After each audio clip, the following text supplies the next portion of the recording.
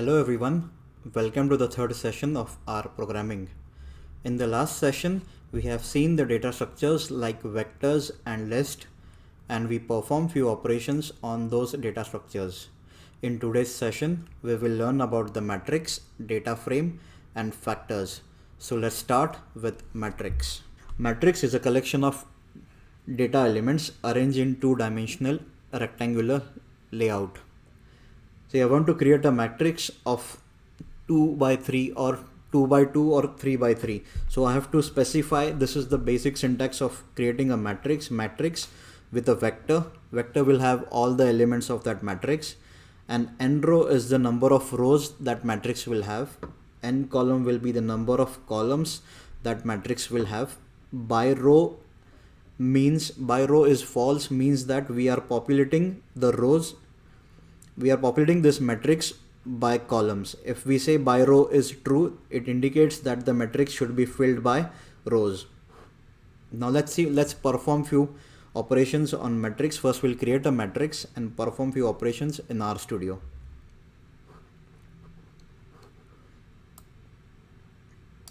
I'm creating a matrix which has this vector, and I'm giving a dimensions to that matrix which is 3 rows and 3 columns, and I'm populating this matrix by columns and not by rows. I have mentioned that by row equal to false means populating the matrix with the help of columns. So let me create this matrix and I'm printing it. So this matrix is populated with the help of columns. 1, 2 and 3 will be in the 1, 2 and 3 will be in the first column, 5, 6, 7 second column, 9, 10, 12 will be in the third column. Now let's see, I want to print the third column and the first row of this matrix. So to print any element of that matrix, we use a square bracket. We use that matrix name and the square bracket. Inside we will say first row. The first element in front of a comma is always a row. The second is a column. So I want to print third column and first row. So I will say first comma 3, 1 comma 3, and I will get the result as the first row and third column which has a value number 9. Now let's see, I want to access the element at second column and third row. So the second column and third row, so I will say 3 comma 2. It will give me number 7. I want to access the second row. So if I want to access the complete second row, I will use 2 comma nothing in the column section. So this will give all the information of second row with all the columns. So whatever is the columns that I have, the elements that I have in the second row will be printed. My second row has 2, 6 and 10. So I will get all the information about the second row, 2, 6 and 10. We can do a transpose of a matrix using a T function. I have a matrix, this is my matrix. I want to do a transpose of a matrix. So using a T function, I will do a transpose. Transpose is simply a flipped version of original matrix. We can transpose a matrix by switching its rows and its columns.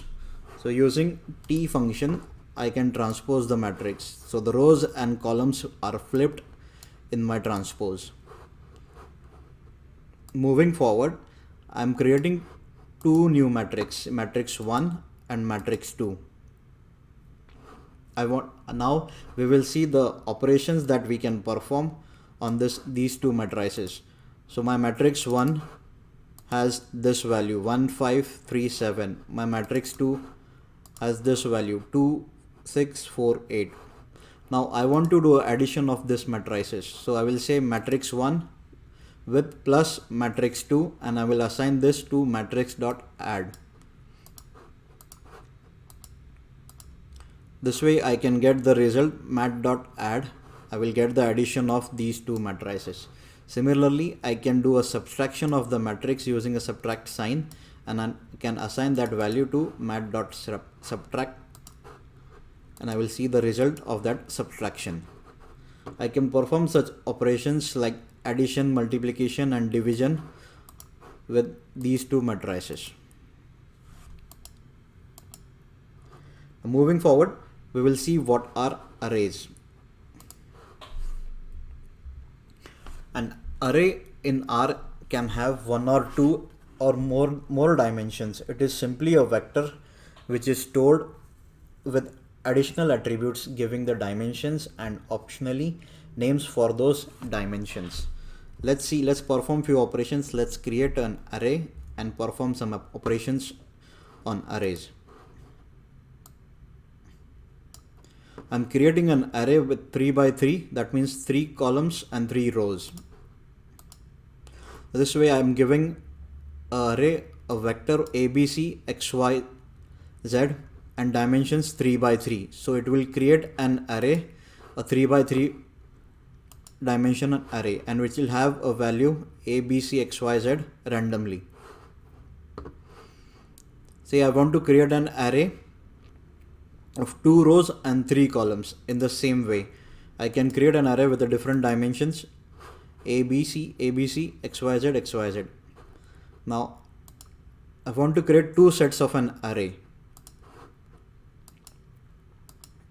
So this will create 2 sets of an array. Over here I am assigning just another value which is 3 by 3 and a set, that means the same is repeated 2 times. So this is another set of an array. So this will give me an array which has 2 sets. This is my first set and this is my second set. These are the few operations that we performed on arrays. Let's move forward and see what are data frames. So data frame is a list of vectors which are of equal length. A matrix contains only one type of data, while a data frame accepts different types, say numeric, character, factors, etc. Example, a data frame can be a rows and columns, a table which has rows and columns. That whatever you are seeing on the screen, say I have a df underscore employee. This is a particular table. I can make this table as a data frame in R. Using a data frame function, we can create this kind of a table which has rows and columns, and it has characters and numbers as well. So let's see how to create a data frame in RStudio. So I'm creating a data frame. The first column is employee ID, the second column is name, and the third column is department. So I'm creating a first column which has employee underscore ID. That vector has all the numbers which are my employee IDs. So over here there are 4 observations from 001 to 004. So these are 4 different employee IDs. This is my first vector named as employee ID. Similarly, I'm creating a second vector which has employee name. So name is John, Mike, Sam and Vijay. This is my second vector. Again, I'm creating a third vector which is department. HR admin, which is the third vector. Now I want to assign, I have created all these vectors. Now I want to arrange them in a tabular format so that it should look like a table. So to do that, I have to use a data.frame. This is the function to create a data frame. Now in this I will be joining 3 different vectors. The first vector is my employee ID, the second vector is my name, the third vector is my department. So I'm assigning this to a data frame, and this data frame is stored under df underscore employee. So let's execute this step by step. These 3 vectors are created. I'm creating a data frame. Now I have to print this data frame. So this is how my data frame look like, which is pretty much similar to the table that we wanted to create. The first column is an employee ID, name and department, which has all this information for 4 different employees. Using data.frame, I will create a data frame. Now let's see, I want to rename a data frame from, there is a column which is DEPT, dept. I want to rename that to complete department. So to do that, I have to create a vector, and that vector needs to be assigned with names. With the name function will have the data frame name. I will update the data frame, the old data frame name with the new data frame, and I want to change it to department. So this way I can change the names of the data frame using the name function. And when I print that, the department name is updated with a complete department. Now let's see what is str. Str function will display the structure of an object. So I want to find out what is the structure of my data frame. Normally this structure function is used to get more information about a particular table or a data frame. This is a handy function when we are doing data analysis. So when I execute this str function on the df underscore employee data frame, I can see that there are 4 observations and 3 variables. My 3 variables are employee ID, name, and department. I will have the data type of that particular variables. So the first variable has number, the second variable is treated as a factor, which is John, Mike, Sam, and Vijay. The department is HR. It only has 2 department, admin and HR. So this is how we get the structure of any object using the str function. Moving forward, we will see how to do a slice of the data frame. That means we will select few rows, few columns. That is called as slicing. Now this is my data frame. I want to select row 1 in column 2. So I will see row 1 in column 2. So my column 2 is name, and I will get John as my row 1. So row 1 has John as my first element in column 1. Similarly, we can select column 1. So to select column 1, if the first value in the square bracket is rows, the second value is the columns. So we will execute this. We will get the information of column 1. So column 1 will have all the employee IDs.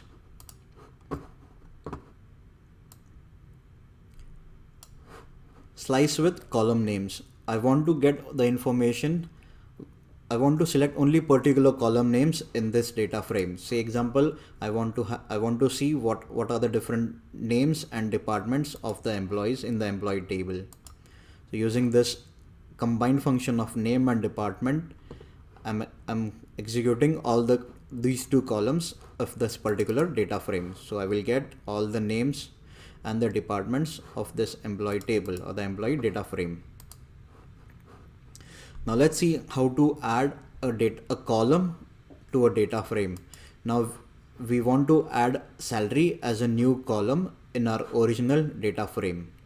Our original data frame is like this: employee name and data frame, department. So I want to add salary as a new column to the same data frame.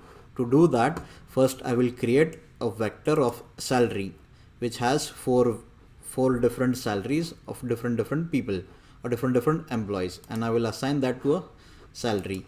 And then employee $salary, this salary will be the column name, and I will assign this column name the vector that I have created. So this was the vector. I will assign this salary to the column name. This will automatically create a new column in the employee data frame, and let's see how it looks like. So this is the way we can add a new column to a data frame. Now I want to select only a particular column from a data frame. Say example, I want to see the salary, only a salary column. So I can directly use data frame name $salary. Using the $, we can access any column in that particular data frame.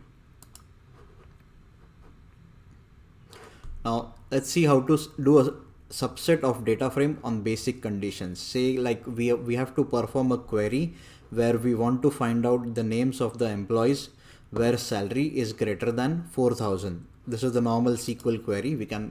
We will see how to perform it in R.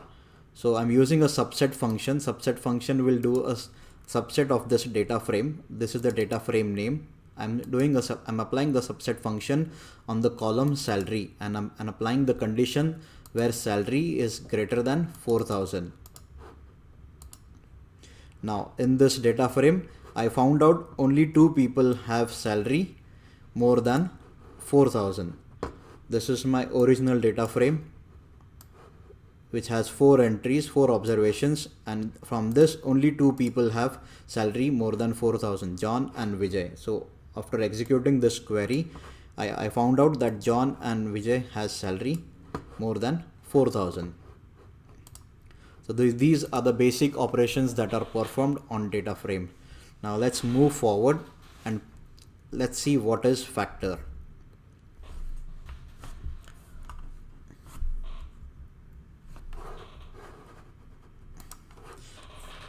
The function factor is used to encode a vector as a factor. Factor functions are used to represent categorical data. See, I have a data which has different values, which is low, high, and these are repeated values. So I want to see what are the factors of this value. This factor is used in data analysis to check what is the factor of that particular column. So using factor, I can see that what are the factors that are there in that particular column. So example, this is a vector which has data with low, high, medium, all these values, and I'm printing this. This will have these values. Now I want to convert this vector in a factor. So using a factor function, I will convert this data in a factor. So once I print that, this is levels. This level will have high, low, and medium. So let's see whether it is converted or not. To check whether the vector is converted into factor or not, we use this function is.factor. So that will give me true. That means this vector is now in a form of factors. Now let's see the levels of this particular factor. So levels will be 3 levels: high, low, and medium. So this is a factor now, and this factor has high, low, medium levels.